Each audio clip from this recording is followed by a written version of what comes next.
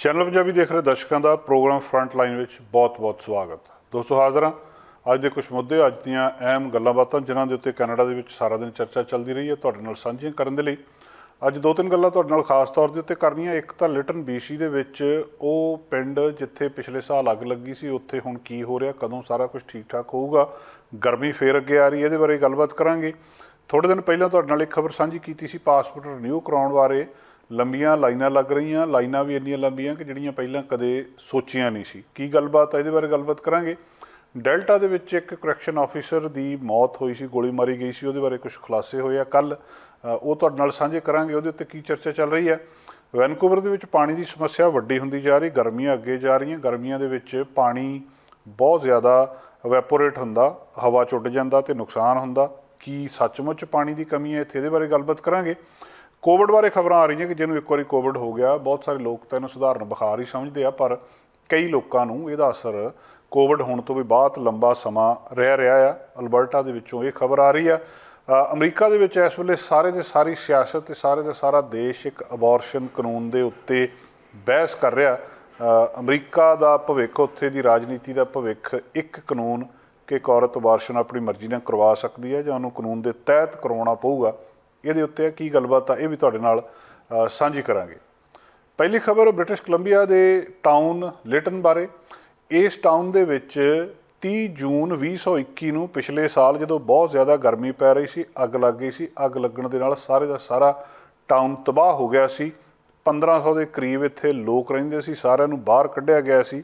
ਅੱਗ ਕਿੱਦਾਂ ਲੱਗੀ, ਕੀ ਕਾਰਨ ਸੀ, ਪਤਾ ਨਹੀਂ ਲੱਗਿਆ। ਕਦੇ ਕਹਿੰਦੇ ਸੀ ਇਹਦੇ ਵਿੱਚ ਦੀ ਟ੍ਰੇਨ ਲੱਗਦੀ ਹੈ, ਟ੍ਰੇਨ ਦੇ ਵਿੱਚ ਕੋਈ ਚਿੰਗਾਰੀ ਬਾਹਰ ਡਿੱਗ ਪਈ, ਉਹਦੇ ਨਾਲ ਅੱਗ ਸ਼ੁਰੂ ਹੋ ਗਈ। ਗਰਮੀ ਜ਼ਿਆਦਾ ਸੀ, ਅੱਗ ਫੈਲ ਗਈ, ਪਰ ਉਸ ਥਿਊਰੀ ਨੂੰ ਵੀ ਨਕਾਰ ਦਿੱਤਾ ਗਿਆ ਸੀ ਵੀ ਨਹੀਂ, ਟ੍ਰੇਨ ਦੇ ਨਾਲ ਅੱਗ ਨਹੀਂ ਲੱਗੀ। ਇਹ ਇਨਵੈਸਟੀਗੇਸ਼ਨ ਹੋਈ ਸੀ, ਕਾਰਨ ਹਜੇ ਤੱਕ ਨਹੀਂ ਪਤਾ ਲੱਗਿਆ। ਵੱਡਾ ਕਾਰਨ ਘੱਟੋ ਘੱਟ ਗਰਮੀ ਇੱਕ ਵੱਡਾ ਕਾਰਨ ਇਹਦੇ ਵਿੱਚ ਮੰਨਿਆ ਜਾ ਰਿਹਾ ਕਿ ਉਸ ਵੇਲੇ ਅੱਗ ਜ਼ਿਆਦਾ ਫੈਲਦੀ ਹੈ ਜਾਂ ਥੋੜ੍ਹੀ ਜਿਹੀ ਕੋਈ ਚੀਜ਼ ਜਿਹੜੀ ਆ ਉਹ ਵੀ ਬਹੁਤ ਜ਼ਿਆਦਾ ਅੱਗ ਨੂੰ ਫੈਲਾ ਦਿੰਦੀ ਆ। ਹੁਣ ਉੱਥੇ ਸਰਕਾਰ ਨੇ ਬਹੁਤ ਕੁਝ ਕੀਤਾ ਸੀ। ਇਹ ਲਿਟਨ ਜਿਹੜਾ ਦੁਨੀਆ ਦੇ ਨਕਸ਼ੇ ਦੇ ਉੱਤੇ ਆ ਗਿਆ ਸੀ, ਇਹ ਟਾਊਨ ਕਿ ਕਿਸ ਤਰੀਕੇ ਦੇ ਨਾਲ ਅੱਗ ਦੇ ਨਾਲ ਪੂਰੇ ਦਾ ਪੂਰਾ ਟਾਊਨ ਤਬਾਹ ਹੋਇਆ। ਬਹੁਤ ਸਾਰੀ ਫੰਡਿੰਗ ਦਿੱਤੀ ਗਈ ਸੀ ਵੀ ਇਹਨੂੰ ਠੀਕ ਠਾਕ ਕੀਤਾ ਜਾਵੇ। ਹੁਣ ਲੋਕ ਇਤਰਾਜ਼ ਕਰ ਰਹੇ ਆ ਵੀ ਢਿੱਲ ਮੱਠ ਹੋ ਰਹੀ ਹੈ ਉੱਥੋਂ ਦੀ ਕੌਂਸਲ, ਉੱਥੋਂ ਦੇ ਮੇਅਰ ਕਰ ਕੁਛ ਨਹੀਂ ਰਹੇ। ਜਿੰਨਾ ਪੈਸਾ ਆ ਰਿਹਾ ਉਹਦੇ ਹਿਸਾਬ ਨਾਲ ਕੀਤਾ ਕੁਛ ਵੀ ਨਹੀਂ ਜਾ ਰਿਹਾ, ਅਤੇ ਹਜੇ ਤੱਕ ਵੀ ਕੋਈ ਲੱਗਦਾ ਨਹੀਂ ਵੀ ਉੱਥੇ ਠੀਕ ਠਾਕ ਹੋਇਆ ਹੋਊਗਾ। ਸਾਲ ਦੇ ਲਗਭਗ ਸਮਾਂ ਹੋ ਗਿਆ ਇਸ ਪਿੰਡ ਨੂੰ, ਇਸ ਟਾਊਨ ਨੂੰ ਤਬਾਹ ਹੋਏ ਨੂੰ। ਹੁਣ ਦੱਸਿਆ ਜਾ ਰਿਹਾ ਕਿ ਜਿਹੜਾ ਵਾਈਲਡ ਫਾਇਰ ਦੇ ਨਾਲ ਡਿਸਟਰੋਏ ਹੋਇਆ ਸੀ ਇਹ ਪੂਰੀ ਦੀ ਪੂਰੀ ਕਮਿਊਨਿਟੀ, ਇਹ ਅਗਲੀ ਸਪਰਿੰਗ ਤੱਕ ਇਲੈਕਟ੍ਰੀਸਿਟੀ ਇੱਥੇ ਬਿਜਲੀ ਚਾਲੂ ਹੋ ਸਕਦੀ ਹੈ। ਸੋ 2022 ਹੈ ਇਹ, 2023 ਤੱਕ ਅਗਲੇ ਸਾਲ ਦੀ ਸਪਰਿੰਗ ਦੇ ਮੌਸਮ ਤੱਕ ਜਾ ਕੇ ਠੀਕ ਠਾਕ ਹੋਊਗੀ।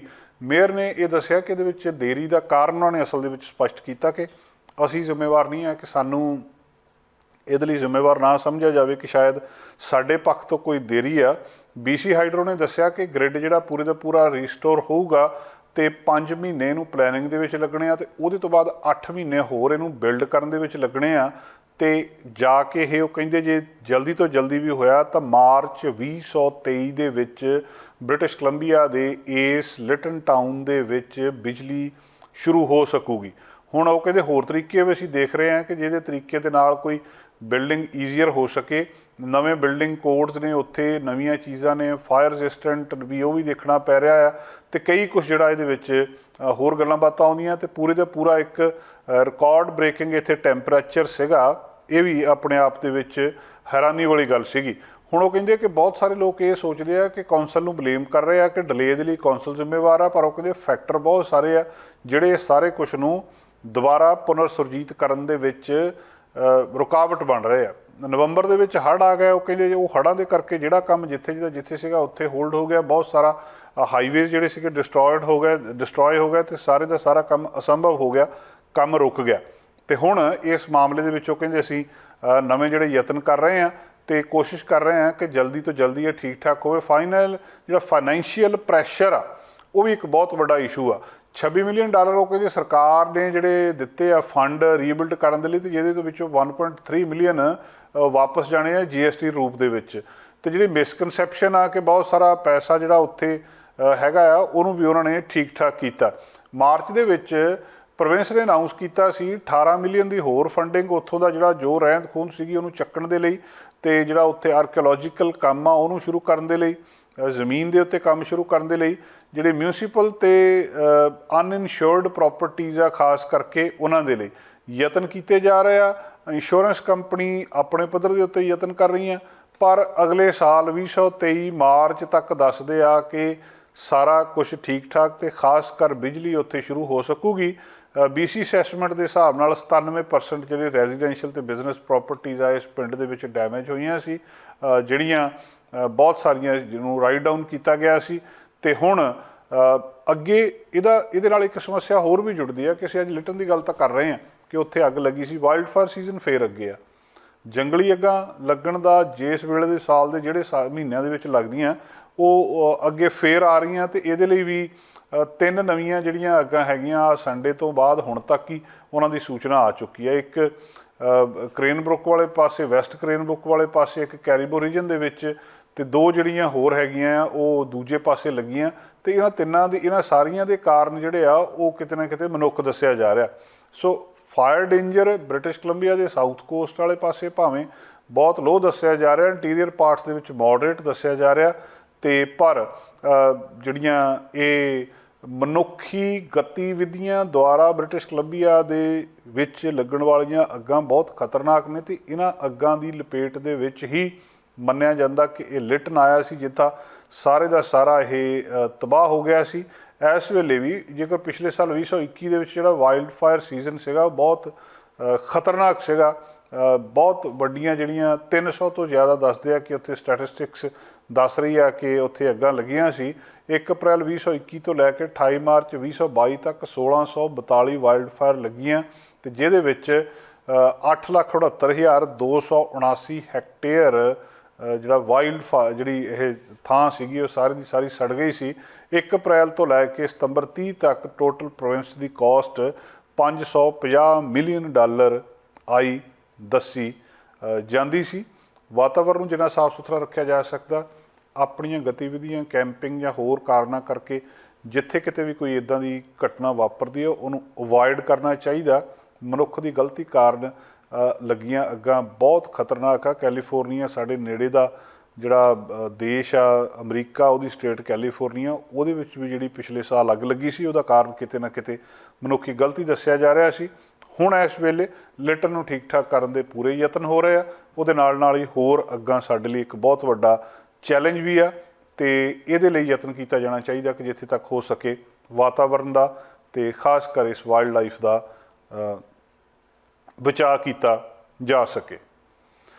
ਕੈਨੇਡਾ ਦੇ ਵਿੱਚ ਪਾਸਪੋਰਟ ਰਿਨਿਊ ਕਰਾਉਣਾ ਇੱਕ ਬਹੁਤ ਵੱਡੀ ਸਮੱਸਿਆ ਬਣਦੀ ਜਾ ਰਹੀ ਆ। ਦੇਰੀ ਇੰਨੀ ਹੋ ਰਹੀ ਹੈ ਜਿੰਨੀ ਲੋਕਾਂ ਨੇ ਸੋਚੀ ਨਹੀਂ ਸੀ। ਅਪੁਆਇੰਟਮੈਂਟ ਲੈਣੀ ਹੋਵੇ ਤਾਂ ਮਿਲਦੀ ਨਹੀਂ, ਕਈ ਮਹੀਨਿਆਂ ਤੱਕ ਅਪੁਆਇੰਟਮੈਂਟ ਬੁੱਕ ਨੇ, ਤੁਸੀਂ ਪਾਸਪੋਰਟ ਰਿਨਿਊ ਨਹੀਂ ਕਰਾ ਸਕਦੇ। ਦੂਜਾ ਤਰੀਕਾ ਇਹ ਹੁੰਦਾ ਕਿ ਆਪ ਆਫਿਸ ਦੇ ਵਿੱਚ ਜਾ ਕੇ ਪਾਸਪੋਰਟ ਰਿਨਿਊ ਕਰਾ ਲਓ, ਤੇ ਆਪ ਆਫਿਸ ਦੇ ਵਿੱਚ ਜਾ ਕੇ ਪਾਸਪੋਰਟ ਰਿਨਿਊ ਕਰਾਉਣ ਦੇ ਲਈ ਲਾਈਨਾਂ ਇੰਨੀਆਂ ਕੁ ਲੰਮੀਆਂ ਆ ਕਿ ਜਿਹੜੀਆਂ ਸੋਚੀਆਂ ਨਹੀਂ ਜਾ ਸਕਦੀਆਂ। 8:30 ਵਜੇ ਜਦੋਂ ਇੱਥੇ ਸੈਂਟਰਲ ਸਿਟੀ ਮਾਲ ਸਰੀ ਦੇ ਵਿੱਚ ਪਾਸਪੋਰਟ ਦਫ਼ਤਰ ਖੁੱਲ੍ਹਦਾ ਆ, ਕੁਛ ਲੋਕ ਦੱਸਦੇ ਆ ਕਿ ਉਹ 4 ਵਜੇ ਤੜਕੇ ਜਾ ਕੇ ਲਾਈਨ ਦੇ ਵਿੱਚ ਖੜ੍ਹੇ ਹੋ ਗਏ। ਮਤਲਬ 8:30 ਦਫ਼ਤਰ ਖੁੱਲ੍ਹਦਾ ਆ, 4 ਵਜੇ ਤੜਕੇ ਜਾ ਕੇ ਲਾਈਨ ਲੱਗ ਜਾਂਦੀ ਆ। ਮਾਲ ਵੀ ਦੇਰੀ ਨਾਲ ਖੁੱਲ੍ਹਦਾ, ਉਹਦੇ ਬਾਹਰ ਲਾਈਨ ਲੱਗ ਜਾਂਦੀ ਆ। ਇੱਕ ਵਿਅਕਤੀ ਜਦੋਂ 4 ਵਜੇ ਜਾ ਕੇ ਇਹ ਦੇਖਦਾ 40 ਜਣੇ ਉਹਦੇ ਤੋਂ ਪਹਿਲਾਂ ਬਿਲਡਿੰਗ ਦੇ ਬਾਹਰ ਲਾਈਨ ਦੇ ਵਿੱਚ ਲੱਗੇ ਆ, ਕਿਉਂਕਿ ਮਾਲ ਹੀ ਜਿਹੜਾ ਇੱਕ ਸਮੇਂ ਦੇ ਨਾਲ ਖੁੱਲ੍ਹਦਾ ਆ। ਤੇ ਜਿਨ੍ਹਾਂ ਦੇ ਵਿੱਚੋਂ ਬਹੁਤੇ ਉੱਥੇ ਬੈਠੇ ਸੀ ਤੇ ਕਈ ਕੰਬਲ ਲੈ ਕੇ ਉੱਥੇ ਬੈਠੇ ਆ। ਤੇ ਅੰਦਾਜ਼ਾ ਲਾ ਕੇ ਦੇਖੋ ਵੀ ਉਹ ਰਾਤ ਨੂੰ ਕਿੰਨੇ ਵਜੇ ਆਏ ਹੋਣਗੇ। ਦੱਸ ਰਹੇ ਆ ਕਿ ਜੇ ਅੱਜ ਸਵੇਰੇ 8 ਜਾਂ 8:30 ਦਫ਼ਤਰ ਖੁੱਲ੍ਹਣਾ ਆ, ਉਹਦੇ ਤੋਂ ਪਹਿਲੀ ਰਾਤ 7 ਵਜੇ ਉੱਥੇ ਆ ਕੇ ਲਾਈਨ ਲਾ ਲੈਂਦੇ ਆ, ਕਿਉਂਕਿ ਇੱਕ ਗਿਣਤੀ ਦੇ ਲੋਕ ਹੀ ਅੰਦਰ ਜਾ ਸਕਦੇ ਆ, ਜਾਂ ਤਾਂ ਉੱਥੇ ਉਹਨਾਂ ਦਾ ਲਾਈਨ ਅਪ ਹੁੰਦਾ ਜਿਨ੍ਹਾਂ ਨੇ ਅਪੁਆਇੰਟਮੈਂਟ ਲਈ ਆ। ਅਪੁਆਇੰਟਮੈਂਟ ਕਿਸੇ ਦੀ 11 ਵਜੇ ਦੀ ਆ, ਕਿਸੇ ਦੀ 11:15 ਦੀ ਆ, ਕਿਸੇ ਦੀ 11:30 ਦੀ ਆ। ਕੁਛ ਨਾਲ ਜਿਹੜੇ ਵਾਕ-ਇਨਸ ਆ ਉਹ ਵੀ ਅੰਦਰ ਚਲੇ ਜਾਂਦੇ ਆ, ਤੇ ਵਾਕ-ਇਨਸ ਦੇ ਜਾਣ ਦੇ ਲਈ ਉਹ ਲਿਮਟਿਡ ਉਹਨਾਂ ਦਾ ਨੰਬਰ ਹੁੰਦਾ। ਉਹ ਕਿਸੇ ਦਿਨ ਉਹ 10 ਵੀ ਹੋ ਸਕਦੇ, ਕਿਸੇ ਦਿਨ 20 ਵੀ ਹੋ ਸਕਦੇ ਆ। ਉਹ ਡਿਪੈਂਡ ਕਰਦਾ ਕਿ ਜਿਹਨਾਂ ਨੇ ਅਪੁਆਇੰਟਮੈਂਟ ਲਈ ਆ ਉਹ ਮਿਸ ਕਿੰਨੇ ਹੋਏ ਆ। ਹੁਣ ਉਹ ਲਾਈਨ ਦੇ ਵਿੱਚ ਜਿਹੜੇ ਤਾਂ ਪਹਿਲਾਂ ਆ ਜਾਂਦੇ ਆ, ਉਹਨਾਂ ਦੀ ਵਾਰੀ ਆਉਣ ਦਾ ਚਾਂਸ ਬਣ ਜਾਂਦਾ ਸ਼ਾਮ ਤੱਕ। ਉਹ ਪਹਿਲਾਂ ਉੱਥੇ ਜਾਣ ਦੇ ਲਈ ਲੋਕ 8 ਵਜੇ ਤੋਂ ਪਹਿਲਾਂ ਮਾਲ ਜੇ 7:30 ਵਜੇ ਖੁੱਲ੍ਹਦਾ ਤਾਂ 7:30 ਜਾਣ ਲੱਗ ਪਏ ਸੀ, ਫਿਰ 6 ਵਜੇ ਜਾਣ ਲੱਗ ਪਏ, 4 ਵਜੇ, ਤੇ ਕਰਦੀ ਇਹ ਗੱਲਬਾਤ ਦੱਸਦੇ ਆ 7 ਵਜੇ ਰਾਤ ਨੂੰ ਉੱਥੇ ਲੋਕ ਰੁਕ ਜਾਂਦੇ ਆ, ਤੇ ਸਵੇਰੇ ਦੂਜੇ ਦਿਨ ਜਾ ਕੇ 8 8:30 ਵਜੇ ਉਹਨਾਂ ਦੀ ਵਾਰੀ ਆਉਂਦੀ ਆ। ਕਈ ਲੋਕਾਂ ਨੇ ਇਹ ਤਜਰਬਾ ਵੀ ਦੱਸਿਆ ਕਿ 12 ਘੰਟੇ ਉਡੀਕਣ ਤੋਂ ਬਾਅਦ ਵੀ ਵਾਰੀ ਨਹੀਂ ਆਈ। ਅੰਦਾਜ਼ਾ ਲਾ ਕੇ ਦੇਖੋ ਕਿ 12 ਘੰਟੇ ਤੁਸੀਂ ਲਾਈਨ ਦੇ ਵਿੱਚ ਖੜੇ ਰਹੇ ਆ, ਵਾਰੀ ਫੇਰ ਨਹੀਂ ਆਈ। ਹਾਊਸ ਆਫ ਕਾਮਨਸ ਦੇ ਵਿੱਚ ਵੀ ਇਹ ਕੁਝ ਦਿਨ ਪਹਿਲਾਂ ਮਾਮਲਾ ਸਾਹਮਣੇ ਆਇਆ ਸੀ। ਬ੍ਰੈਡਵੈਸਟ ਮੈਂਬਰ ਪਾਰਲੀਮੈਂਟ ਨੇ ਉੱਥੇ ਕਿਹਾ ਸੀ, ਕੰਜ਼ਰਵੇਟਿਵ ਮੈਂਬਰ ਪਾਰਲੀਮੈਂਟ ਨੇ, ਕਿ ਸਰਕਾਰ ਨੂੰ ਦੱਸਣਾ ਚਾਹੀਦਾ ਕਿ ਇਹਦੇ ਲਈ ਕੀਤਾ ਕੀ ਜਾ ਰਿਹਾ। ਸਰਕਾਰ ਦਾ ਜਵਾਬ ਇਹ ਆ ਕਿ ਅਸੀਂ ਹੋਰ ਜਿਹੜੇ ਪਾਸਪੋਰਟ ਆਫੀਸਰ ਆ ਉਹ ਹਾਇਰ ਕਰ ਰਹੇ ਹਾਂ, ਹੋਰ ਸਟਾਫ ਹਾਇਰ ਕੀਤਾ ਜਾ ਰਿਹਾ, ਪਰ ਭੰਡਾਵਿਕ ਦਾ ਬੈਕਲੌਗ। ਦੂਜਾ, ਇਸ ਵੇਲੇ ਇੱਕਦਮ ਟਰੈਵਲ ਵਧਣ ਦੇ ਨਾਲ ਲੋਕ ਟਰੈਵਲ ਕਰਨਾ ਅੰਤਰਰਾਸ਼ਟਰੀ ਪੱਧਰ ਦੇ ਉੱਤੇ ਸ਼ੁਰੂ ਕਰ ਰਹੇ ਆ।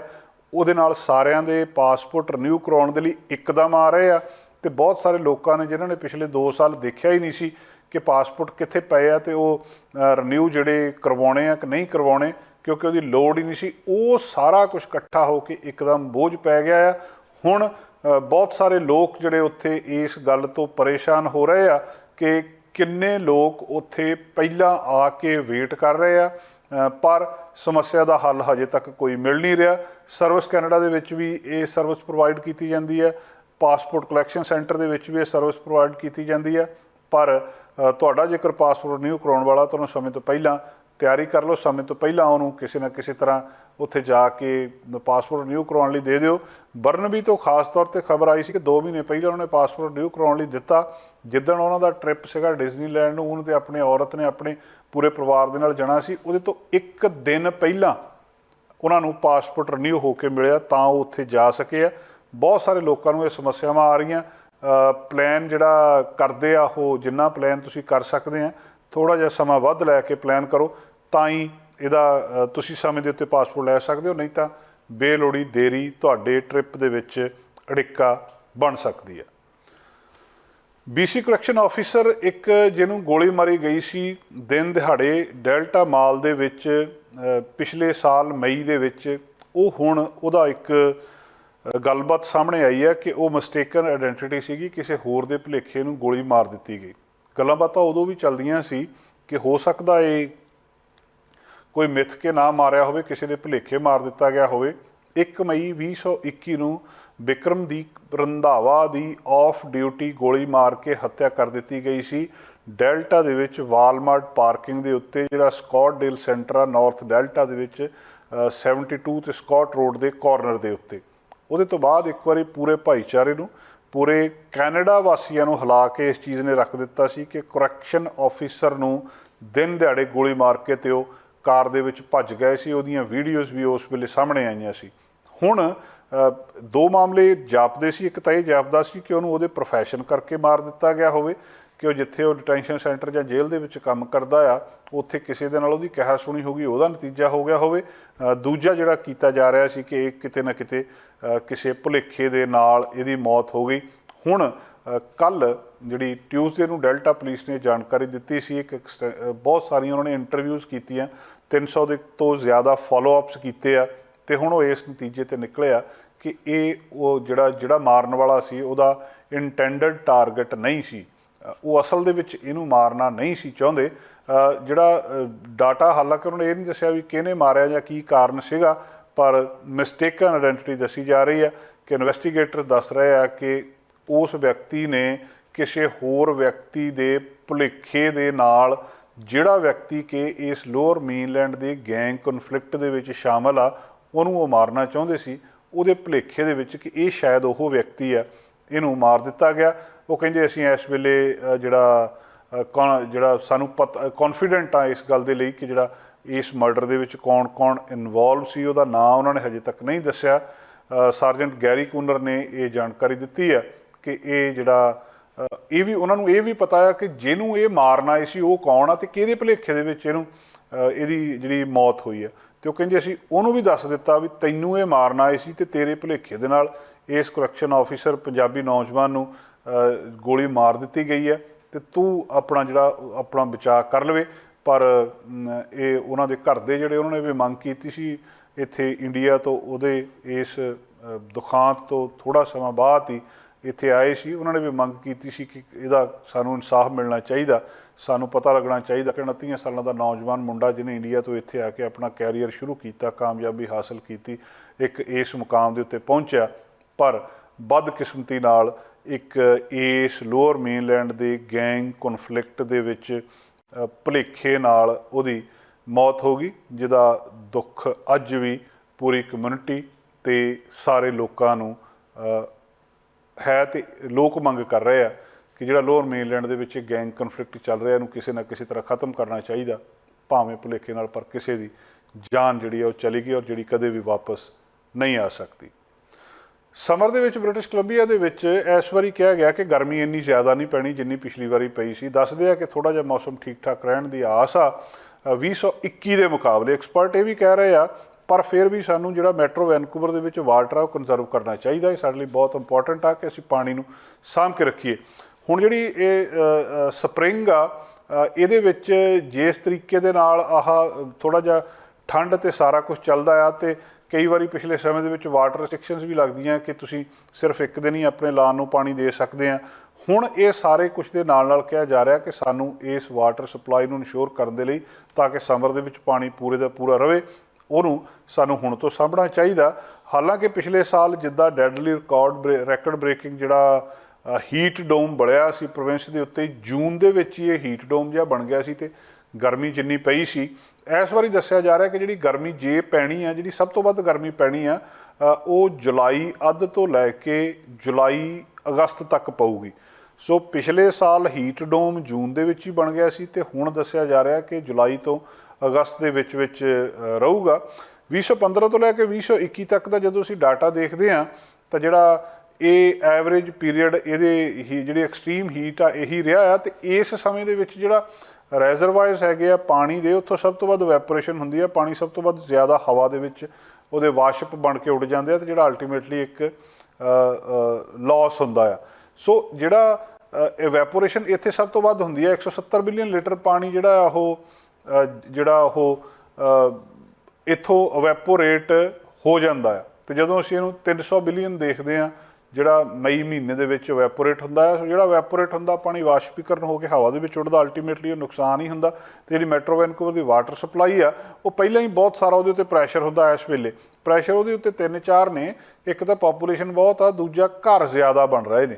ਹੁਣ ਉਹ ਜ਼ਿਆਦਾ ਘਰ ਬਣਦੇ ਆ, ਉਹ ਸਾਰੇ ਦਾ ਜਿਹੜਾ ਅਸਰ ਆ ਇਹਦੇ ਉੱਤੇ ਉਹ ਵਾਟਰ ਸਪਲਾਈ ਦੇ ਉੱਤੇ ਪੈਂਦਾ। ਤੇ ਵਾਟਰ ਨੂੰ ਜਿਹੜਾ ਕੰਜ਼ਰਵ ਕਰਨ ਦੇ ਲਈ ਹੁਣ ਕਿਸੇ ਨਾ ਕਿਸੇ ਤਰ੍ਹਾਂ ਦੇ ਯਤਨ ਕੀਤੇ ਜਾ ਰਹੇ ਆ। ਤੇ ਲੋਕਾਂ ਨੂੰ ਇਹ ਵੀ ਕਿਹਾ ਜਾ ਰਿਹਾ ਕਿ ਤੁਸੀਂ ਜਿੰਨਾ ਕੁ ਪਾਣੀ ਦੀ ਜਿਹੜੀ ਬੇਲੋੜੀ ਵਰਤੋਂ ਆ ਉਹਨੂੰ ਘਟਾਇਆ ਜਾ ਸਕਦਾ, ਉਹਨੂੰ ਘਟਾਓ ਤਾਂ ਕਿ ਪਾਣੀ ਨੂੰ ਇਸ ਔਖੇ ਸਮੇਂ ਦੇ ਲਈ ਸਾਂਭਿਆ ਜਾ ਸਕੇ।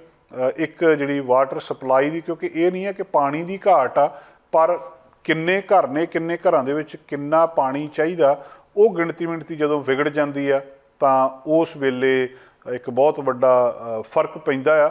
ਜਿਹੜਾ ਬਹੁਤ ਸਾਰੇ ਲੋਕ ਇੱਥੇ ਦੂਜੀਆਂ ਥਾਵਾਂ ਦੇ ਉੱਤੋਂ ਮੂਵ ਵੀ ਹੁੰਦੇ ਆ, ਪਾਪੂਲੇਸ਼ਨ ਵੀ ਵੱਧਦੀ ਆ। ਪਾਪੂਲੇਸ਼ਨ ਵੀ ਇੱਕ ਸਾਰੇ ਕੁਝ ਦੇ ਵਿੱਚ ਵੱਡਾ ਫੈਕਟਰ ਜਿਹੜਾ ਉਹ ਸਾਡੇ ਸਾਹਮਣੇ ਆਉਂਦਾ ਆ।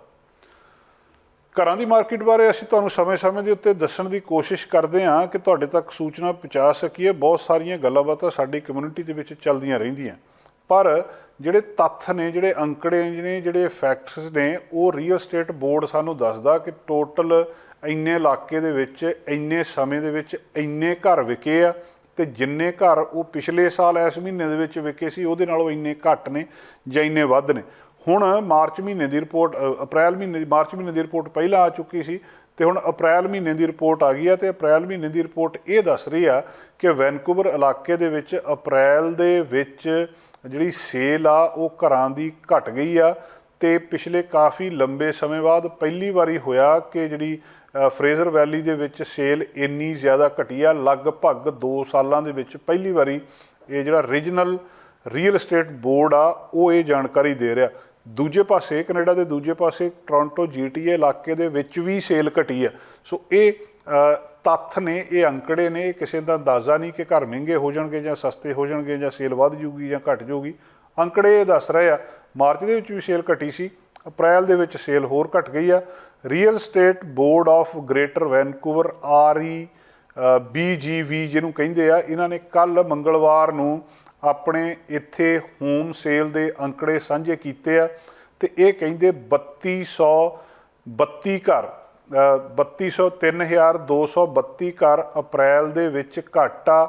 4908 ਘਰ ਅਪ੍ਰੈਲ 2001 ਦੇ ਵਿੱਚ ਵਿਕੇ ਸੀ। ਤਾਂ ਜਿਹੜੇ ਇਹ 3232 ਘਰ ਅਪ੍ਰੈਲ 2022 ਦੇ ਵਿੱਚ ਵਿਕੇ ਆ। ਇੱਕ ਸਾਲ ਪਹਿਲਾਂ ਦੇ ਨਾਲ ਇਹਦਾ ਹਿਸਾਬ ਲਾਓ ਤੇ ਪਿਛਲੇ ਸਾਲ ਅਪ੍ਰੈਲ ਮਹੀਨੇ ਦੇ ਵਿੱਚ 4908 ਘਰ ਵਿਕੇ ਸੀ। ਸੋ ਇਹ ਸੇਲ ਡਾਊਨ ਗਈ ਆ। ਹੁਣ ਜੇ ਇਹਨੂੰ ਮਾਰਚ ਮਹੀਨੇ ਦੇ ਨਾਲ ਅੰਦਾਜ਼ਾ ਲਾ ਕੇ ਦੇਖੋ ਕਿ ਇਹ ਇਸ ਇਲਾਕੇ ਦੇ ਵਿੱਚ ਜਿਹੜਾ real estate board of greater Vancouver ਆ, ਇਹ ਕੀ ਕਹਿ ਰਿਹਾ, ਮਾਰਚ ਦੇ ਵਿੱਚ 4344 ਘਰ ਵਿਕੇ ਸੀ। ਸੋ ਅਪ੍ਰੈਲ ਦੀ ਸੇਲ ਮਾਰਚ ਨਾਲੋਂ ਵੀ ਘਟੀ ਆ। ਅਪ੍ਰੈਲ ਦੀ ਸੇਲ 3232 ਘਰ ਆ, ਮਾਰਚ ਦੀ ਸੇਲ 4344 ਸੀ। ਪਿਛਲੇ ਸਾਲ ਅਪ੍ਰੈਲ ਦੇ ਵਿੱਚ 4908 ਘਰ ਵਿਕੇ ਸੀ। ਹੁਣ ਬਾਕੀ ਅੰਦਾਜ਼ਾ ਤੁਸੀਂ ਆਪ ਲਾ ਸਕਦੇ ਹੋ ਕਿ ਕਿੰਨੀ ਕੁ ਮਾਰਕੀਟ ਥੱਲੇ ਜਾ ਰਹੀ ਆ ਤੇ ਕਿੰਨੀ ਕੁ ਜਿਹੜੀ ਇਹ ਸੇਲ ਘਟ ਰਹੀ ਆ। ਇਹ ਜਿਹੜੀ ਅਪ੍ਰੈਲ ਦੀ ਸੇਲ ਆ, ਇਹਦੇ ਉੱਤੇ ਸਿੱਧਾ ਅਸਰ ਪਿਆ ਤੇ ਦੂਜੇ ਪਾਸੇ ਵੀ ਅਸਰ ਪਿਆ ਆ। ਟੋਰਾਂਟੋ ਵਾਲੇ ਪਾਸੇ ਵੀ ਘਰਾਂ ਦੀ ਸੇਲ ਦੇ ਉੱਤੇ ਵੱਡਾ ਫਰਕ ਦੱਸਿਆ ਜਾ ਰਿਹਾ। ਤੇ ਪਿਛਲੇ 2 ਮਹੀਨਿਆਂ ਦੇ ਵਿੱਚ ਜਿਹੜੇ ਹੋਮ ਬਾਇਰਸ ਆ, ਉਹ ਕਹਿੰਦੇ ਇਸ ਵੇਲੇ ਉਹਨਾਂ ਦਾ ਆਪਣਾ ਜਿਹੜਾ ਡਿਸੀਜਨ ਲੈਣ ਦਾ, ਮਨ ਬਣਾਉਣ ਦਾ ਸਮਾਂ ਹੈਗਾ ਆ।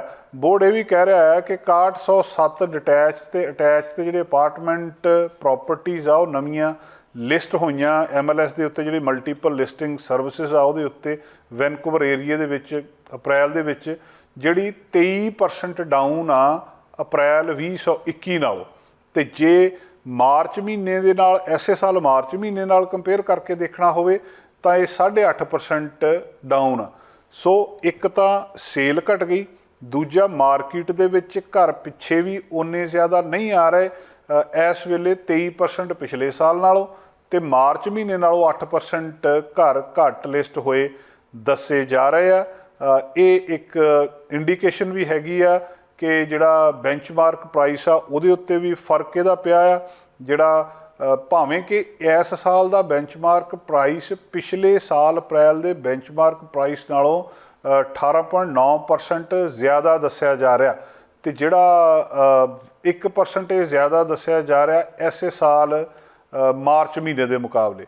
ਸੋ ਜਿਹੜੀ ਫਰੇਜ਼ਰ ਵੈਲੀ ਆ ਦੂਜੇ ਪਾਸੇ, ਉਧਰ ਵਿੱਚ 35% ਡਰੋਪ ਆਇਆ ਆ ਮਾਰਚ ਮਹੀਨੇ ਦੇ ਹਿਸਾਬ ਨਾਲ। ਜਿਹੜਾ ਫਰੇਜ਼ਰ ਵੈਲੀ ਰੀਅਲ estate ਬੋਰਡ ਆ, ਉਹ ਦੱਸ ਰਿਹਾ ਆ 35% ਸੇਲ ਘਰਾਂ ਦੀ ਫਰੇਜ਼ਰ ਵੈਲੀ ਦੇ ਵਿੱਚ ਮਾਰਚ ਮਹੀਨੇ ਦੇ ਮੁਕਾਬਲੇ ਅਪ੍ਰੈਲ ਦੇ ਵਿੱਚ ਘਟ ਗਈ ਆ। ਇਹ ਕੁਛ ਕੁ ਅੰਕੜੇ ਆ ਜਿਹੜੇ ਸਾਡੇ ਸਾਹਮਣੇ ਆਏ ਆ। ਇਹਨਾਂ ਅੰਕੜਿਆਂ ਤੋਂ ਹੁਣ ਆਉਣ ਵਾਲੇ ਸਮੇਂ ਦੇ ਵਿੱਚ ਕੀਮਤਾਂ ਦੇ ਉੱਤੇ ਇਹਦਾ ਕੀ ਅਸਰ ਪੈਂਦਾ, ਇੰਟਰਸਟ ਰੇਟ ਹੋਰ ਵਧਣੇ ਆ, ਇਹਦਾ ਕੀ ਅਸਰ ਪੈਂਦਾ। ਸਾਡੇ ਗੁਆਂਢੀ ਮੁਲਕ ਅਮਰੀਕਾ ਦੇ ਵਿੱਚ ਹਿਸਟੋਰੀਕਲੀ ਅਪ ਹੋ ਰਿਹਾ ਇੰਟਰਸਟ ਰੇਟ, ਔਰ ਲਗਭਗ ਉੱਥੇ ਕੁ ਜਾ ਰਹੇ ਆ ਜਿੱਥੇ ਕਿ 2008 ਦੇ ਵਿੱਚ ਹੁੰਦੇ ਸੀ। ਉਹਦਾ ਓਵਰਆਲ ਉੱਥੇ ਜਿਹੜੇ ਗੱਲਬਾਤ ਚੱਲਦੀ ਆ ਕਿ ਫਾਈਨੈਂਸ਼ੀਅਲ ਕ੍ਰਾਈਸਿਸ ਹੋ ਸਕਦਾ ਆ, ਰਿਸੈਸ਼ਨ ਆ ਸਕਦਾ ਆ। ਇਹ ਸਾਰੇ ਕੁਛ ਦਾ ਕੈਨੇਡਾ ਦੇ ਵਿੱਚ ਇੰਟਰਸਟ ਰੇਟ ਵਧਣ ਦਾ, ਘਰਾਂ ਦੀ ਮਾਰਕੀਟ ਸੇਲ, ਇਹਦੇ ਉੱਤੇ ਕੀ ਅਸਰ ਪੈਂਦਾ। ਲੋਕਾਂ ਦੀਆਂ ਆਪਣੀਆਂ ਆਪਣੀਆਂ ਰਾਵਾਂ ਹੋ ਸਕਦੀਆਂ, ਰਾਏ ਹੋ ਸਕਦੀ ਹੈ, ਅਲੱਗ ਚੀਜ਼ ਆ। ਪਰ ਅੰਕੜੇ ਦੱਸ ਰਹੇ ਆ ਕਿ ਅਪ੍ਰੈਲ ਮਹੀਨੇ ਦੇ ਵਿੱਚ ਪਿਛਲੇ ਸਾਲ ਅਪ੍ਰੈਲ ਨਾਲੋਂ, ਇਸ ਸਾਲ ਮਾਰਚ ਨਾਲੋਂ ਵੀ ਵੈਨਕੂਵਰ ਦੇ ਵਿੱਚ ਵੀ ਤੇ ਫਰੇਜ਼ਰ ਵੈਲੀ ਦੇ ਵਿੱਚ ਵੀ ਸੇਲ ਵੀ ਘਟੀ ਆ ਤੇ ਘਰਾਂ ਦੀ ਜਿਹੜੀ ਲਿਸਟਿੰਗ ਆ ਉਹਦੇ ਵਿੱਚ ਵੀ ਵੱਡੀ ਕਮੀ ਆਈ ਹੈ। ਇੱਕ ਖਬਰ ਹੋਰ ਜਿਹੜੀ ਸਾਡਾ ਧਿਆਨ ਮੰਗਦੀ ਔਰ ਜਿਹਦੇ ਉੱਤੇ ਕਾਫੀ ਗੱਲਾਂ ਬਾਤਾਂ ਹੋ ਰਹੀਆਂ, ਉਹ ਕੋਵਿਡ ਬਾਰੇ ਆ। ਕੋਵਿਡ ਬਾਰੇ ਬਹੁਤ ਗੱਲਾਂ ਬਾਤਾਂ ਹੋਈਆਂ। ਉਹਦੇ ਬਾਰੇ ਇਹ ਕਿਹਾ ਗਿਆ, ਕੁਝ ਲੋਕਾਂ ਨੇ ਇਹਨੂੰ ਮਾਮੂਲੀ ਬੁਖਾਰ ਸਮਝ ਲਿਆ ਕਿ ਬੁਖਾਰ ਸੀਗਾ, ਔਰ ਬਹੁਤੇ ਲੋਕਾਂ ਨਾਲ ਹੋਇਆ ਵੀ ਇੱਦਾਂ ਹੀ। ਕਈ ਲੋਕਾਂ ਨੂੰ ਸਿੰਪਟਮ ਹੀ ਕੋਈ ਨਹੀਂ ਸਾਹਮਣੇ ਆਇਆ ਕਿ ਏਸਿਮਪਟੋਮੈਟਿਕ ਰਹਿ ਗਿਆ ਕਿ ਉਹਨਾਂ ਨੂੰ ਲੱਗਿਆ ਹੀ ਨਹੀਂ ਉਹਨਾਂ ਨੂੰ ਕੋਵਿਡ ਹੋਇਆ। ਬਹੁਤ ਸਾਰੇ ਲੋਕਾਂ ਦੀ ਹਾਲਤ ਬੁਰੀ ਹੋਈ, ਮੌਤ ਕਿੰਨੇ ਲੋਕਾਂ ਦੀ ਹੋਈ ਆਪਾਂ ਸਾਰੇ ਜਾਣਦੇ ਹਾਂ। ਇਹਦੇ ਬਾਰੇ ਇੱਕ ਹੋਰ ਹੁਣ ਗੱਲਬਾਤ ਸਾਹਮਣੇ ਆ ਰਹੀ ਹੈ, ਇੱਕ ਸਰਵੇ ਵੀ ਕੀਤਾ ਜਾ ਰਿਹਾ ਇਸ ਮਾਮਲੇ ਦੇ ਵਿੱਚ ਕਿ ਜਿਨ੍ਹਾਂ ਲੋਕਾਂ ਨੂੰ ਕੋਵਿਡ ਹੋਇਆ ਸੀ ਉਹਨਾਂ ਦੇ ਵਿੱਚੋਂ ਕੁਝ ਲੋਕਾਂ ਦੇ ਉੱਤੇ ਕੋਵਿਡ ਦਾ ਅਸਰ ਬਹੁਤ ਲੰਬਾ ਸਮਾਂ ਰਹਿ ਰਿਹਾ।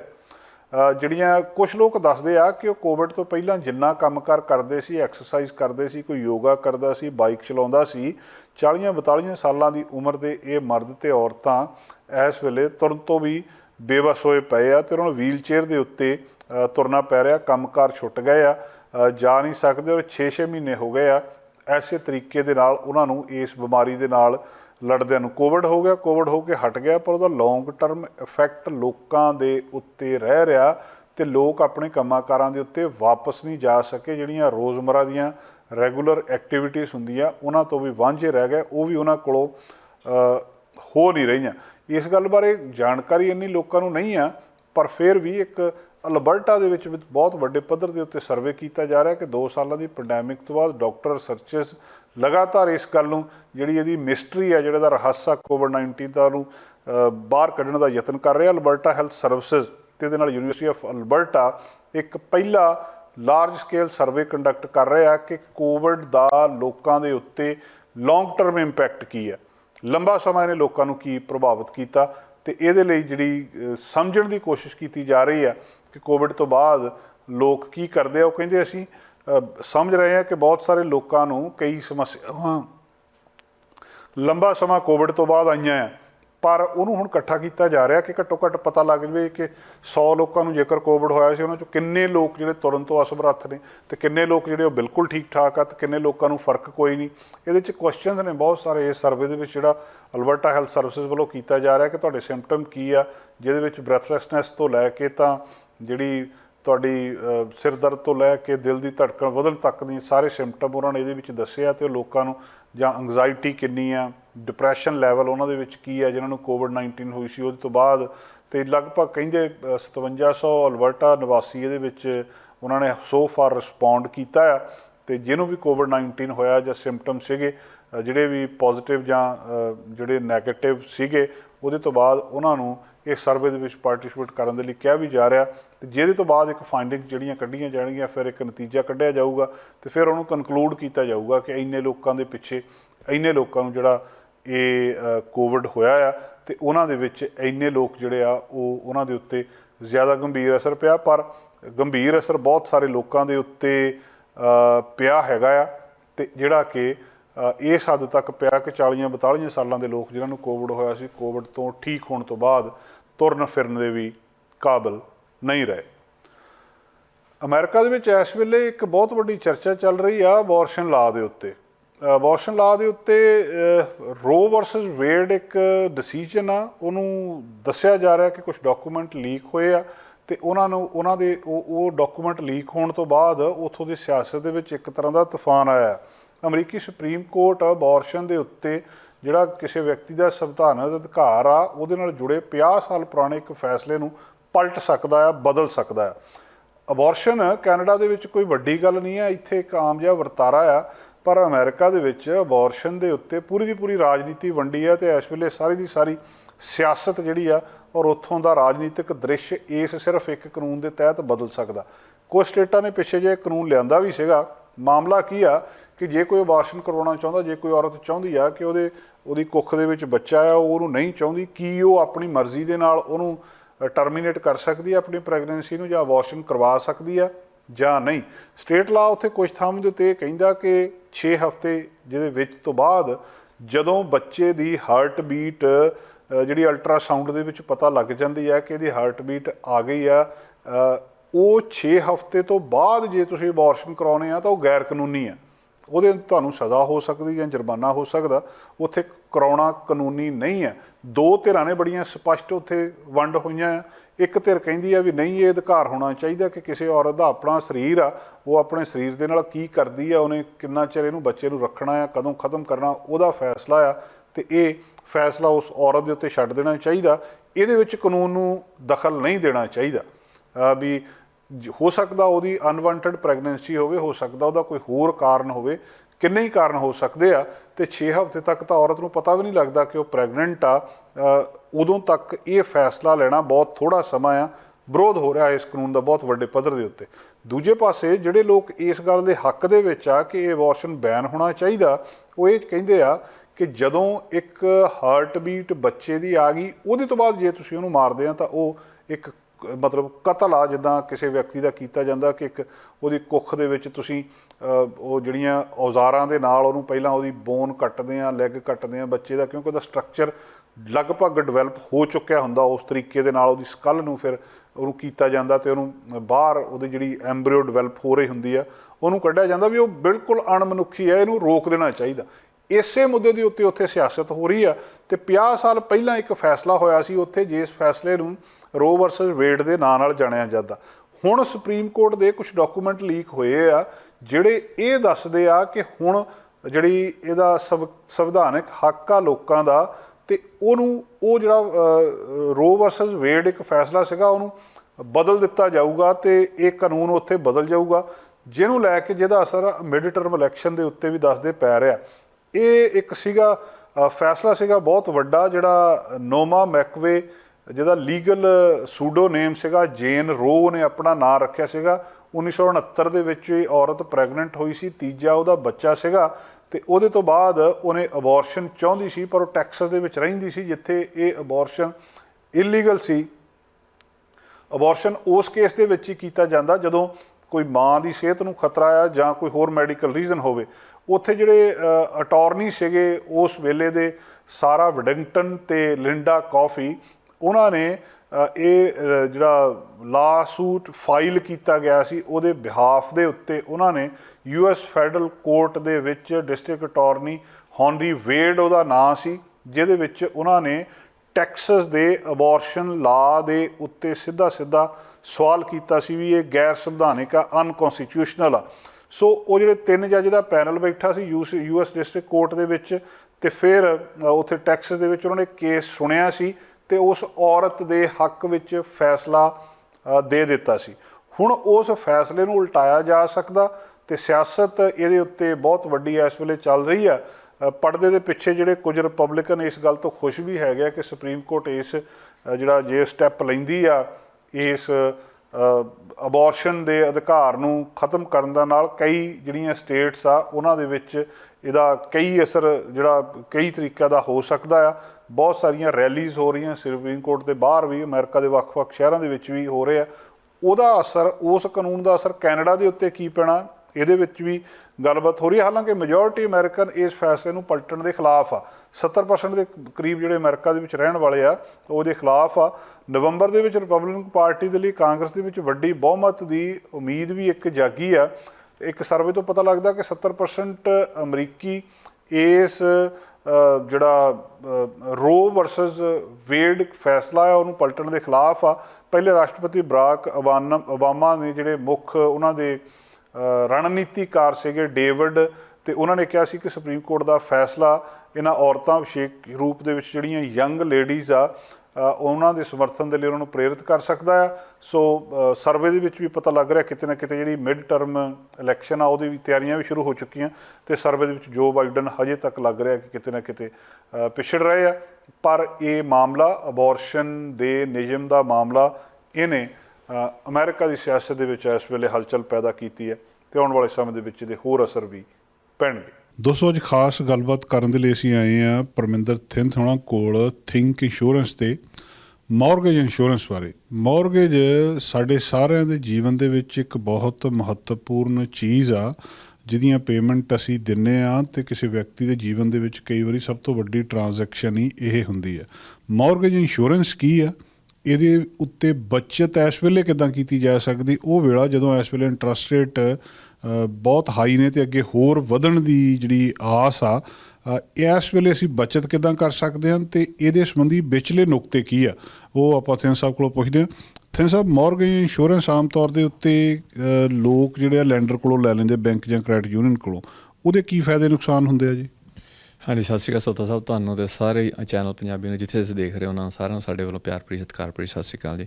ਹੁਣ ਆਪਾਂ ਮੌਰਗੇਜ ਇੰਸ਼ੋਰੈਂਸ ਦੀ ਗੱਲ ਕਰਦੇ ਹਾਂ। ਮੌਰਗੇਜ ਇੱਕ ਸਾਡੀ ਸਾਰਿਆਂ ਨਾਲੋਂ ਵੱਡਾ ਬਿੱਲ ਸਾਡੀ ਜ਼ਿੰਦਗੀ 'ਚ ਮੌਰਗੇਜ ਦਾ ਹੀ ਹੁੰਦਾ ਆ, ਅਤੇ ਉਹਨੂੰ ਅਸੀਂ ਕਈ ਵਾਰੀ ਜਦੋਂ ਸਾਡਾ ਚਾਅ ਵੀ ਹੁੰਦਾ ਜਦੋਂ ਘਰ ਲੈਂਦੇ ਹਾਂ, ਸਾਨੂੰ ਵੀ ਇਹ ਵੀ ਛੇਤੀ ਤੋਂ ਛੇਤੀ ਹੁੰਦਾ ਵੀ ਘਰ ਲਈਏ, ਜਦੇ ਫਿਰ ਆਪਾਂ ਨਾਲ ਦੀ ਨਾਲ ਹੀ ਉਦੋਂ ਤੱਕ ਅਸੀਂ ਸਾਰੇ ਸਾਈਨ ਕਰ ਦਿੰਦੇ ਹਾਂ। ਉੱਥੇ ਹੀ ਕਹਿੰਦੇ ਵੀ ਹੁਣੇ ਸਾਰਾ ਕੰਮ ਨਿਬੜ ਜਾਵੇ, ਅਸੀਂ ਘਰ ਲੈ ਰਿਹਾ ਕੋਈ, ਸਾਨੂੰ ਇਹ ਹੁੰਦਾ ਸਾਡੀ ਲਾਈਫ ਇੰਸ਼ੋਰੈਂਸ ਵੀ ਹੋ ਜਾਵੇ। ਫਿਰ ਨਾਲ ਅਸੀਂ ਲੈਂਡਰ ਤੋਂ ਅਸੀਂ ਮੌਰਗੇਜ ਪ੍ਰੋਟੈਕਸ਼ਨ ਆਪ ਹੀ ਲੈ ਲੈਂਦੇ ਹਾਂ। ਮੋਸਟਲੀ ਇਹ ਹੁੰਦਾ ਵੀ ਉੱਥੇ ਅਸੀਂ ਕਿਉਂਕਿ ਅਣਗਹਿਲੀ ਇਹ ਕਰ ਜਾਂਦੇ, ਅਸੀਂ ਹੋਮਵਰਕ ਕੀਤਾ ਨਹੀਂ ਹੁੰਦਾ, ਕਿਉਂਕਿ ਸਾਡਾ ਸੁਭਾਅ ਇਹ ਹੈ ਆਪਾਂ ਵੀ ਲਾਸਟ ਦਿਨ ਹੀ ਸਾਰਾ ਕੁਛ ਕਰਨਾ ਹੁੰਦਾ। ਉੱਦਣ ਸਾਨੂੰ ਇਹ ਹੁੰਦਾ ਵੀ ਚਾਬੀ ਮਿਲ ਗਈ, ਅੱਜ ਹੀ ਸਾਰਾ ਕੁਛ ਨਿਬੜ ਜਾਵੇ। ਇੱਕ ਤਾਂ ਪਹਿਲੀ ਗੱਲ ਤਾਂ ਜਦੋਂ ਆਪਾਂ ਲੈਂਡਰ ਤੋਂ ਇੰਸ਼ੋਰੈਂਸ ਲੈਂਦੇ, ਕ੍ਰੈਡਿਟ ਪ੍ਰੋਟੈਕਸ਼ਨ ਜਿਹੜੀ ਇੰਸ਼ੋਰੈਂਸ ਹੁੰਦੀ ਹੈ ਵਿਦਆਊਟ ਆਪਣੀ ਡਾਕਟਰੀ ਹੁੰਦੀ ਹੈ ਜੀ। ਹੁਣ ਇਹ ਵੀ ਨਾ ਤੁਹਾਡੀ ਸਿਹਤ ਦੇ ਢਿੱਲ ਮੱਠ ਜਿਹੜਾ ਸਾਰਿਆਂ ਨਾਲੋਂ ਵੱਡਾ, ਕਿਉਂਕਿ ਚਲੋ ਪ੍ਰਾਈਸ ਤਾਂ ਸਸਤੀ ਹੈਗੀ ਹੈ, ਤੁਸੀਂ ਹੁਣ ਉਹਨੂੰ ਪ੍ਰੋਟੈਕਟ ਕਿੱਦਾਂ ਕਰ ਸਕਦੇ ਹੋ। ਮੋਰਗੇਜ ਇੰਸ਼ੋਰੈਂਸ ਸਿੰਪਲ, ਤੁਸੀਂ ਟਰਮ ਇੰਸ਼ੋਰੈਂਸ ਨਾਲ ਪ੍ਰੋਟੈਕਟ ਕਰ ਸਕਦੇ ਹੋ, ਲਾਈਫ ਇੰਸ਼ੋਰੈਂਸ ਕੰਪਨੀ ਤੋਂ ਲੈਂਦੇ ਹੋ। ਜੇ ਤੁਸੀਂ ਹੁਣ ਲੈਂਡਰ ਤੋਂ ਲਏ, ਜੇ ਇੱਕ ਐਗਜ਼ਾਮਪਲ ਅੱਜ ਲੈਂਡਰ ਤੋਂ ਅਸੀਂ 5 ਲੱਖ ਦੀ ਇੰਸ਼ੋਰੈਂਸ ਲਈ ਜਾਂ $1 ਮਿਲੀਅਨ ਦੀ ਆਪਾਂ ਮੋਰਗੇਜ ਲਈ, $1 ਮਿਲੀਅਨ ਦੇ ਨਾਲ ਅਸੀਂ ਜਿੱਦਾਂ $1 ਮਿਲੀਅਨ ਦਾ ਮੋਰਗੇਜ ਸਾਡੀ ਘਟੀ ਜਾਂਦੀ ਹੈ, ਸਾਡੀ ਉਮਰ ਵਧੀ ਜਾਂਦੀ, ਉਹਦੀ ਕਿਸ਼ਤ ਵਧੀ ਜਾਣੀ ਹੈ। ਪਹਿਲਾ ਨੁਕਸਾਨ ਤਾਂ ਇਹ ਹੈਗਾ ਜੀ। ਇੱਕ ਪਹਿਲੇ ਦਿਨ ਤੋਂ ਮਹਿੰਗੀ ਹੈ ਆਪਾਂ ਲੈਂਡਰ ਤੋਂ ਇੰਸ਼ੋਰੈਂਸ ਲਈ। ਹੁਣ ਦੂਜੀ ਹੈ, ਜਿੱਦਾਂ ਦਾ ਸਾਡੀ ਏਜ ਵਧੀ ਜਾਂਦੀ ਉਹਦਾ ਰੇਟ ਵਧੀ ਜਾਣਾ। ਦੂਜੇ ਪਾਸੇ ਤੁਹਾਡਾ ਜਿਹੜੀ ਉਹਦੀ ਕਵਰੇਜ ਉਹ ਘਟੀ ਜਾਣੀ ਹੈ, ਕਿਉਂਕਿ ਮੋਰਗੇਜ ਸਾਡੀ ਘਟੀ ਜਾਂਦੀ ਹੈ। ਹੁਣ ਇਹ ਵੀ ਐਗਜ਼ਾਮਪਲ, ਜੇ ਅੱਜ ਤੁਸੀਂ ਇੱਕ ਬੈਂਕ ਨਾਲੋਂ 4 ਸਾਲਾਂ ਬਾਅਦ ਰਿਨਿਊ ਆਈ, ਤੁਸੀਂ ਇੱਕ ਦੂਜੇ ਬੈਂਕ ਕੋਲ ਚਲੇ ਗਏ, ਏਜ ਫਿਰ ਚੇਂਜ ਹੋ ਗਈ, ਫਿਰ ਦੁਬਾਰਾ ਫਿਰ ਸਾਰਾ ਕੁਝ ਸ਼ੁਰੂ ਕਰੋਗੇ। ਜੇ ਇਨ ਬਿਟਵੀਨ ਤੁਹਾਡੀ ਹੁਣ ਸਿਹਤ ਖਰਾਬ ਹੋ ਗਈ, ਫਿਰ ਤੁਸੀਂ ਕਰੋਗੇ, ਉੱਥੇ ਵੀ ਪੰਗਾ ਪੈ ਗਿਆ। ਇੱਕ ਤਾਂ ਹੈ ਵੀ ਹੁਣ ਮਹਿੰਗੀ ਹੋ ਗਈ, ਇੱਕ ਹੈ ਵੀ ਜਦੋਂ ਮਰਜ਼ੀ ਅਸੀਂ ਚੇਂਜ ਕੀਤਾ ਸਾਡੀ ਸਿਹਤ ਖਰਾਬ ਹੋ ਗਈ, ਸਾਨੂੰ ਉਸ ਚੀਜ਼ ਵਾਸਤੇ ਔਖਾ ਹੋ ਸਕਦਾ। ਹੁਣ ਹੈ ਵੀ ਉਸ ਤੋਂ ਬਾਅਦ ਤੁਸੀਂ ਬੈਨੀਫਿਸ਼ਰੀ ਬੈਂਕ ਆਪਦੇ ਆਪ ਨੂੰ ਰੱਖ ਰਿਹਾ, ਉਹਨੂੰ ਇਹ ਨਹੀਂ ਹੈਗਾ ਸੋਤਾ ਸਾਹਿਬ ਦੀ ਕਵਰੇਜ ਉਹਨੇ ਪਰਿਵਾਰ ਮੈਂਬਰ ਬੈਨੀਫਿਸ਼ਰੀ ਹੋਵੇ, ਉਹਨੂੰ ਆਪਦਾ ਹੈ ਵੀ ਅਸੀਂ ਕਿੱਦਾਂ ਪ੍ਰੋਟੈਕਟ ਰਹੀਏ। ਠੀਕ ਹੈ ਜੀ। ਹੁਣ ਜੇ ਦੂਜੇ ਪਾਸਿਓਂ ਤੁਸੀਂ ਆਪਦਾ ਬੈਨੀਫਿਸ਼ਰੀ ਆਪ ਚੂਜ਼ ਕਰ ਸਕਦੇ ਹੋ, ਆਪਦੇ ਪਰਿਵਾਰ ਨੂੰ, ਆਪਦੇ ਬੱਚਿਆਂ ਨੂੰ, ਆਪਦੇ ਬਿਜ਼ਨਸ ਪਾਰਟਨਰ ਨੂੰ ਤੁਸੀਂ ਬਣਾ ਸਕਦੇ ਹੋ। ਨਾਲ ਦੀ ਨਾਲ ਤੁਹਾਨੂੰ ਚਿੰਤਾ ਨਹੀਂ ਹੈਗੀ ਵੀ ਜਿਹੜੀ ਤੁਸੀਂ ਇੰਸ਼ੋਰੈਂਸ ਲੈ ਲਈ, ਜਿੰਨਾ ਚਿਰ ਤੁਹਾਡੀ ਮੋਰਗੇਜ ਹੈਗੀ ਤੁਹਾਡੀ ਉਹੀ ਕਿਸ਼ਤ ਰਹੂਗੀ, ਉਨੀ ਹੀ ਕਵਰੇਜ ਰਹੂਗੀ, ਭਾਵੇਂ ਤੁਹਾਡੀ ਮੋਰਗੇਜ ਘਟੀ ਜਾਂਦੀ ਹੈ, ਕਿਉਂਕਿ ਟਾਈਮ ਦੇ ਨਾਲ। ਹੁਣ ਦੂਜੇ ਪਾਸੇ ਹੁਣ ਤੁਹਾਨੂੰ ਕੋਈ ਚਿੰਤਾ ਨਹੀਂ, ਅੱਜ ਸਿਹਤ ਵਧੀਆ, ਰੇਟ ਵਧੀਆ ਮਿਲ ਗਿਆ, ਕੱਲ੍ਹ ਨੂੰ ਤੁਸੀਂ ਜਦੋਂ ਮਰਜ਼ੀ ਇਹਨੂੰ ਪਰਮਾਨੈਂਟ 'ਚ ਚੇਂਜ ਕਰ ਸਕਦੇ ਹੋ, ਇੰਸ਼ੋਰੈਂਸ ਕੰਪਨੀ ਕੋਲ ਲੈਂਦੇ ਹੋ। ਦੂਜੇ ਪਾਸੇ ਹੈ ਵੀ ਜਦੋਂ ਇੱਕ ਏਜ ਆ ਗਈ, ਭਾਵੇਂ ਤੁਸੀਂ 40 ਸਾਲ ਹੀ ਇੱਕ ਬੈਂਕ ਦੇ ਨਾਲ ਤੁਹਾਡੀ ਮੋਰਗੇਜ ਹੈਗੀ ਹੈ, ਹੁਣ ਇੱਕ ਟਾਈਮ ਆਊਗਾ ਇੱਕ ਏਜ ਆਉਣੀ ਉਹਨਾਂ ਨੇ ਜਦੋਂ ਉਸ ਤੋਂ ਬਾਅਦ ਕਹਿਣਾ ਵੀ ਤੁਸੀਂ ਹੁਣ 65 ਦੇ ਹੋ ਗਏ, 70 ਦੇ ਹੋ ਗਏ, ਸਤਿ ਸ਼੍ਰੀ ਅਕਾਲ, ਸੌਰੀ, ਉਸ ਤੋਂ ਬਾਅਦ ਅਸੀਂ ਤੁਹਾਡੀ ਹੋਰ ਇੰਸ਼ੋਰੈਂਸ ਨਹੀਂ ਕਰ ਸਕਦੇ, ਭਾਵੇਂ ਮੋਰਗੇਜ ਤੁਹਾਡੀ ਰਹਿ ਗਈ ਹੈ। ਉਦੋਂ ਫਿਰ ਆਪਾਂ ਜੇ ਨੁਕਸਾਨ ਦੇਖਦੇ ਹਾਂ, ਪਹਿਲੀ ਗੱਲ ਤਾਂ ਕਿਸ਼ਤਾਂ, ਫਿਰ ਉਸ ਤੋਂ ਬਾਅਦ ਸਾਡੇ ਕੋਲ ਆਪਸ਼ਨਾਂ ਨਹੀਂ ਹੈਗੀਆਂ, ਬੈਨੀਫਿਸ਼ਰੀ ਉਹ ਨੇ, ਪੈਸੇ ਅਸੀਂ ਦਿੰਦੇ, ਇੱਕ ਤੁਹਾਡੀ ਡਾਕਟਰ ਨਹੀਂ। ਦੂਜੇ ਪਾਸੇ ਤੁਸੀਂ ਸਾਰਾ ਕੁਛ ਪ੍ਰੋਟੈਕਟਡ ਹੈ, ਤੁਹਾਡਾ ਫੁੱਲ ਕੰਟਰੋਲ ਹੈ। ਫਿਰ ਅੱਖਾਂ ਮੀਟ ਕੇ ਆਪਾਂ ਉੱਧਰ ਕਿਉਂ ਜਾਈਏ, ਆਪਾਂ ਸਾਨੂੰ ਪਤਾ। ਇਸ ਕਰਕੇ ਅਵੇਅਰਨੈਸ ਵਾਸਤੇ ਇਹ ਬਹੁਤ ਜ਼ਰੂਰੀ ਹੈ। ਜਿੰਨੇ ਵੀ ਹੁਣ ਆਪਾਂ ਨੂੰ ਸਰੋਤੇ ਦੇਖ ਰਹੇ ਨੇ, ਇਸ ਚੀਜ਼ ਦੀ 100% ਆਪਦੀ ਮਨੀ ਸੇਵ ਕਰ ਸਕਦੇ ਨੇ ਇਸ ਚੀਜ਼ ਦੀ, ਕਿਉਂਕਿ ਕਈ ਵਾਰੀ ਮੋਰਗੇਜ ਦੇ ਵਿੱਚ ਉਹਨਾਂ ਨੂੰ ਪਤਾ ਵੀ ਨਹੀਂ ਹੁੰਦਾ ਸਾਡੀ ਇੰਸ਼ੋਰੈਂਸ ਹੋਈ ਹੈ, ਕਈ ਵਾਰੀ ਡਬਲ ਵੀ ਹੋ ਜਾਂਦੀ ਹੈ। ਕਈ ਕਹਿੰਦੇ ਇਹ ਵੀ ਜਦੋਂ ਮੋਰਗੇਜ ਲਈ ਨਾਲੇ ਉਹਨਾਂ ਨੇ ਪੇਪਰ ਨਾਲ ਰੱਖਤੇ ਵੀ ਆਹ ਵੀ ਕਰ ਦਿਓ, ਜਾਂ ਕਹਿੰਦੇ 30 ਦਿਨਾਂ ਬਾਅਦ ਕਟਾ ਦਿਆ ਜੇ। ਹੁਣ ਨਾ 30 ਦਿਨ ਬਾਅਦ ਅਸੀਂ ਭੁੱਲ ਜਾਂਦੇ ਸਾਰਾ ਕੁਛ, ਵੀ ਉੱਥੋਂ ਕਹਿ ਵੀ ਦਿੰਦੇ 30 ਦਿਨ ਪਹਿਲੇ ਫ੍ਰੀ ਨੇ, ਉਸ ਤੋਂ ਬਾਅਦ ਤੁਸੀਂ ਕਟਾ ਸਕਦੇ ਹੋ। ਉਹ ਅਸੀਂ 30 ਦਿਨ ਭੁੱਲ ਗਏ, ਉਸ ਤੋਂ ਬਾਅਦ ਪੈਸੇ ਜਾਈ ਜਾਂਦੇ, ਉੱਧਰ ਵੀ ਜਾਈ ਜਾਂਦੇ, ਜਾਂ ਆਪਾਂ ਦੂਜੀ ਹੋਰ ਵੀ ਕਰਾ ਲੈਂਦੇ ਹਾਂ। ਇਸ ਕਰਕੇ ਵੀ ਮੈਂ ਜਿੰਨੇ ਵੀ ਅੱਜ ਆਪਾਂ ਨੂੰ ਸੁਣ ਰਹੇ ਨੇ, ਆਪਦੀ ਮੋਰਗੇਜ 99.9% ਆਪਦੀ ਮੋਰਗੇਜ ਇੰਸ਼ੋਰੈਂਸ ਉਹ ਸੇਵ ਕਰ ਸਕਦੇ ਨੇ ਜੇ ਥਿੰਕ ਇੰਸ਼ੋਰੈਂਸ ਕੰਟੈਕਟ ਕਰਦੇ।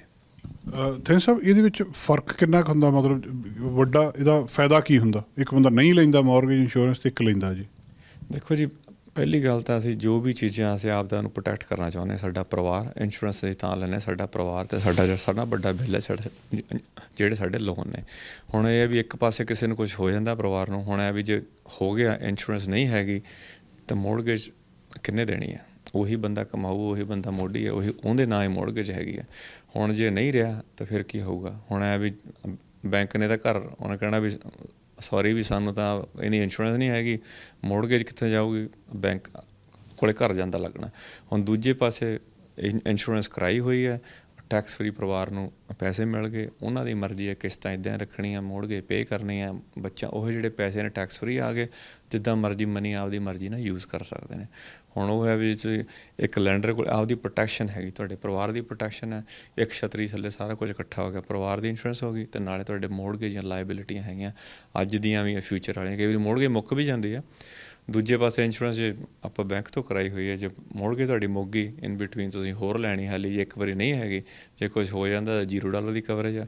ਦੂਜੇ ਪਾਸੇ ਜਿੰਨੇ ਵੀ ਅਮਾਊਂਟ ਤੁਸੀਂ ਕਰਾਈ ਹੋਈ ਹੈ, ਭਾਵੇਂ ਮੋਰਗੇਜ ਹੈਗੀ ਜਾਂ ਨਹੀਂ ਹੈਗੀ, ਉਹ ਤੁਹਾਡੀ ਕਵਰੇਜ ਰਹਿੰਦੀ ਹੈ।